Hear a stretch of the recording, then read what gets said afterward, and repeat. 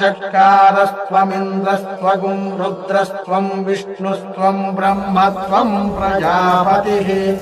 त्वं तदाप आपो ज्योतिरसोऽमृतं ब्रह्म भूर्भुवस्सुवरो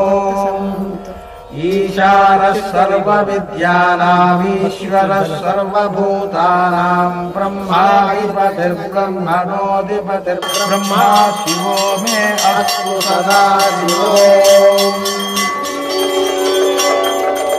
तद्विष्णो परमं पदगुं तदा पश्यन्ति सूरयः दिवीव चक्षुरा ततम् तद्विप्रासो विपन्यवो जागृवागुंसः समिन्धते विष्णोर्यत्परमं पदम् रतगुं सत्यं परं ब्रह्म पुरुषं कृष्णपिङ्गलम् ऊर्ध्वरेतं विरु